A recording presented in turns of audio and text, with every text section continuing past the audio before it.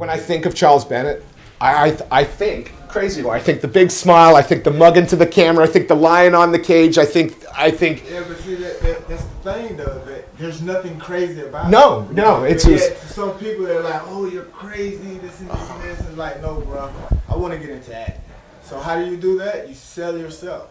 You know what I'm saying? And what better way to sell it in front of a sport that always have cameras on? So, unfortunately, I started it.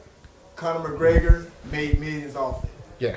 How about that? Well, and that's probably not an unfair statement when you think of some of the things that you were doing again back in the day, back certainly in Pride and what have you. So I have to ask, because to me, when I think of Charles Bennett, I don't think Charles Bennett's crazy, but I do think Crazy Horse the moniker, because that was the lying in the cage with the big smile. I mean, you brought personality to an event that was full of personality, yet you stood head and shoulders above the others. You know what I mean? There was lots of characters there, but you were larger than them. Because I got a bigger mouth. And I talk loud, you know. And for some apparent reason, you know, people want to hear. People want to hear what I got to say. And yeah, like I was just telling my friend the other day, like, everyone is asking about the UFC and fucking Bellator, and these are all organizations that's in my country. You know what I'm saying? Why haven't I fought in the UFC? Why haven't I fought in Bellator? But yeah, I can find fame in other countries. Why? You know what I'm saying? I think it's kind of a fucked up situation because I've been doing this shit forever and a day. Yeah. And yet you can bring all these fucking, I don't know, whatever you want to call it, to your sport. But then when it comes down to a guy that's been in the sport and done so much for the sport, what the fuck? I think it's just about fuck you, UFC. Fuck you, Bellator. How about that? Ryzen paid me good for everything. And again, because this is your first time in Europe, isn't it? You did Japan, and I mean that's probably where most people will know you from, is the time in Japan. You know, you enjoy the travel, like other than the cold. Do you mind going to these places? Like, did you mind coming to the UK, or was it an opportunity? No, I mean I didn't.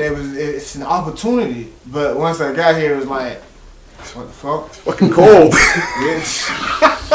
I cannot enjoy this kind of weather. You know what I mean? Like, and come back in the summer. Yeah, come back in the summer. Let's see what it's like. Amen, you know what I mean? But right now, fuck no, man. What have I been doing? Sitting in my room. That's what we were told. It was too cold to come out, bro. Yeah, too cold to come out. So. And how long when are you flying back? How long are you staying for?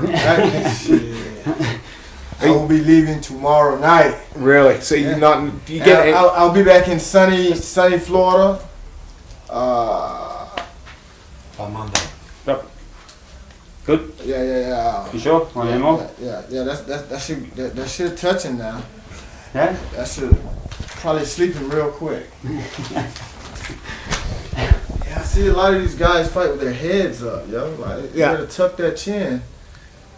Because, you bring how many competitors are there now that bring 60 plus, proper fight experience into their kid? Is there anything you haven't seen? Is there any, you know what I mean? Is there anything that anybody could do that you hadn't seen before? Nah. I mean, the most epic fight I've had, though, that was crazy, was when I fought Drew Fickett. R.I.P.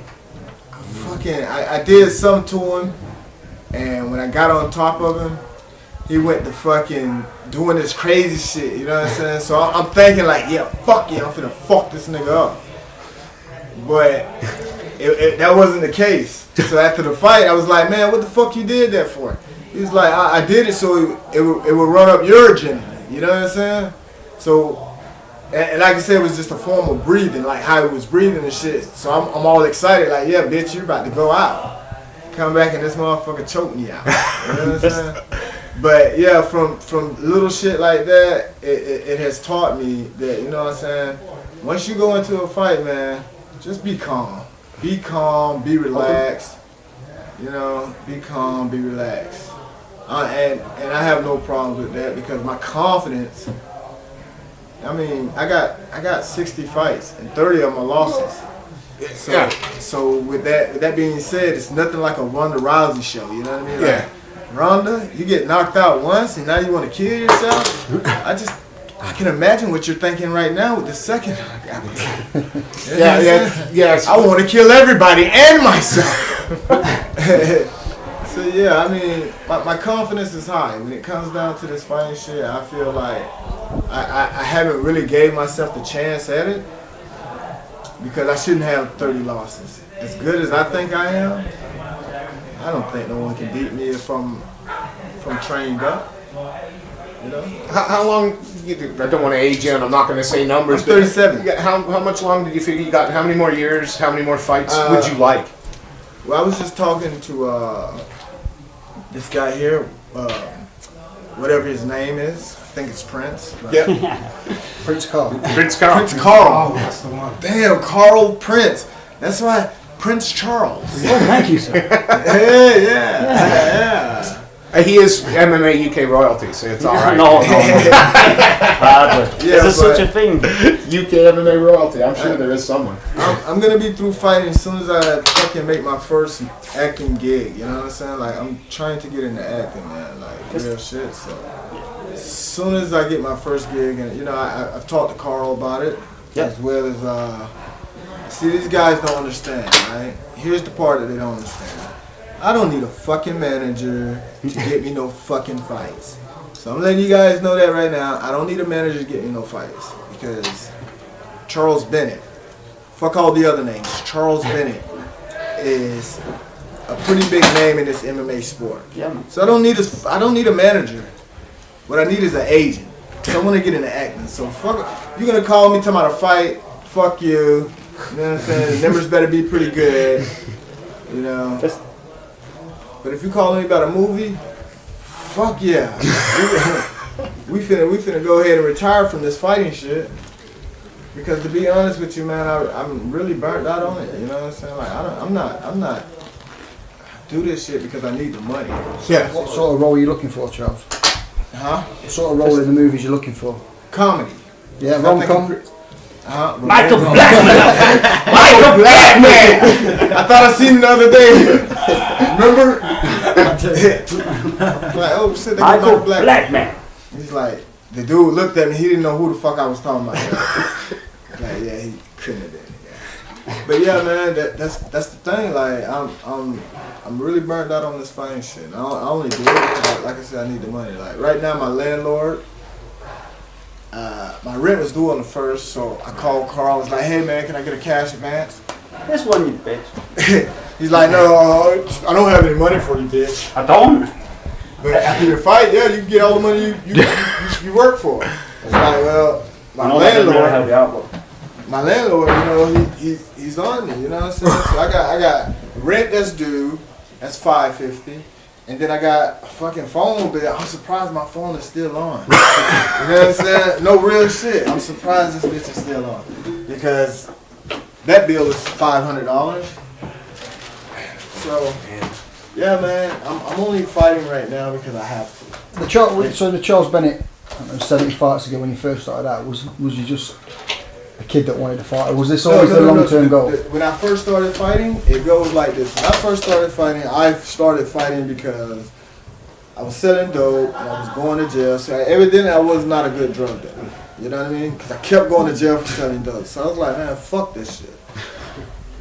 My kid's mom got pregnant with our first kid, and that sealed the fate for me. Like, okay, I'm gonna start fighting full time because I want to see this kid grow up, and I don't want this kid to, you know what I'm saying. So I started fighting full time, but in the process of it, you know what I'm saying, it's like I said, it's been a fucking roller coaster road. In Ocala, I read about it in the newspaper. So when I got out of jail, I go to the gym and I was like, yeah, well, I heard y'all was doing wrestling here. And one of the heavyweights, which is Chris Hickman, you's a bitch. Tommy Sauer, you're a bitch. You know what I'm saying? Like, yeah, I speak this way to you niggas because fuck you niggas. You know what I mean? Like, as long as I've been in this sport, I've connected people. You know what I'm saying? And I've connected people. And not once have I asked for one red cent, you know what I mean? I put you in a place, you do the talking, you make, you know what I'm saying? And I don't get anything. I don't get nothing out of it. But, all in all, when I first started fighting, these guys, Chris Hickman, Tommy Sauer, they were leasing me to all these other organizations. Whether I got paid or not, they didn't give a fuck as long as they got paid. Yeah. So, yeah, so when I first started, yeah, that's how it started off. I started going wrestle with these fucking heavyweights, and they're like, what the fuck? Bitch, are you even human? You know what I'm saying? And the question is like, because for one, you are fucking 155 pounds. And you're in here throwing us around like we are 155 pounds. You know what I mean? So with that being said, it's you know, it's when I first got into the sport, man, I was really, really like, yeah. But I never took it as serious as I should have. With these 30 losses. But it doesn't matter though, because I beat some of the big names, and I've hung in there with some of the big names. Yeah, that was about knocking KJ Noons out on one knee. That was the one of the Yeah. highlights of my fights ever. Yeah, KJ. Fuck. How about Uriah Faber? You know, I held my own with Uriah, but again, in this game, 90% of it is mentality. Yeah. You know what I'm saying? And the other 10 is physical. You know. You don't seem like the type of fighter or the type of guy though that has regret. Like, do you look back and go, well, if only I'd, if I'd maybe focused my training? No, that goes back to fucking Ronda Rousey. Be yourself is the key. Kids, kill yourself. If you feel that way, if you feel like that, kill yourself. You know what I'm saying? My sister Stephanie, if you feel like that, kill yourself. You know what I mean? Because I look at it like this. Don't sit around and say, oh, well, I want to kill myself or I'm tired of living. Because it's so simple. You know what I'm saying? If you really feel that way, don't say it because you're looking for the attention or you want attention from people. Fuck no, because if I hear it, I'm going to encourage you. Fucking do it. There's a knife. I don't own guns because I'm a convicted felon, but I got all kind of knives in my house. You know what I'm saying? And considering that Rhonda, I'm sure you've never been in no trouble besides the little domestics you've had, but bitch, pull a gun. Ain't done. What would you put down as the shining moment in your career? Like, what was, what would you look back sort of fondly and think? The Candy Lay fight that no one seen, but everyone heard about. Yeah. That one. Because the last time I ran into Candy Lay, it's proven that no matter how much you motherfuckers out there say that it didn't happen, with him and me in Japan, September, it's obvious it happened. Because this is how I look at it, right? If I got a guy, your size, because I'm probably a little taller than you. Yeah. Right? So if I got a guy your size, and you're running around saying that you knocked out Felony, and you did this to Felony, you know what I'm saying? Then, when Felony sees you, I'm on a full attack mode. But here's the thing with Candy Lay. When Candy Lay seen me, he was on attack mode, but he was cautious. That means, you seen me, nigga, you should have came and attacked. Like, run up, do what you gotta do. Not run up, stop, talk shit, run up, stop, talk shit, because the whole time I'm not backing down, you know what I'm saying? I refuse to back down. So, with that being said, you know what I'm saying? Like, that's the highlight of my life. The highlight of my career is when I fucking knocked out Candy Lay in the locker room. But I do get tired of bringing it. I mean, talking about it. You know what I mean? Like, people always asking, like, a dude just downstairs, like, man, just tell me about the Vanderlei fight. And it's like, dude, fuck no, that's a stupid question. Oh, why is that stupid? Why is that a stupid question? Because, bitch, you got all the footage on the internet. So for you to come up to me and be like, oh, well, I just want to know if it's true. You're doubting me. We don't even talk anymore. You know what I'm saying? Because I have no reason to lie about that. You know what I'm saying? In this sport, you know what I'm saying? I haven't got anything out of it. I've done so much for it, yet no one fucking in my country recognized the talent and the respect that I did for this shit. So with that being said, fuck them too. You know? It seems odd because you know over here when it was announced. I mean, anybody who knows MMA was like, "Fucking hell, they're bringing a legend here." Yeah. So, So how do you feel? You know, when you hear that word, if someone's describing you, I've just described you as a legend. How does that sit well with you, or you're like, no, I'm just a fucking fighter? Shut up. that's it. I'm just a fighter. That's it. You know, I haven't won any belts. I haven't won any titles. I've had a couple of title matches, but I'm just a fighter, and that's probably why I don't get the recognition that all these other fighters get. Is because I haven't won a belt. Well, I can tell you this much: that belt shit does not pay no bills, guys. At the same time, though, you were taking fights when other guys wouldn't. You take fights with people that other people wouldn't. You never back down. I never. And I always ask for the harder fights, you know what I'm saying? Which is probably the dumbest thing, because you can give me the hardest fight and then pay me $500. Give me the best guy and pay me $500. So, I'm done with fighting, yo. So if y'all know any producers, promoters, movies, comedy, anything, I'm all for it.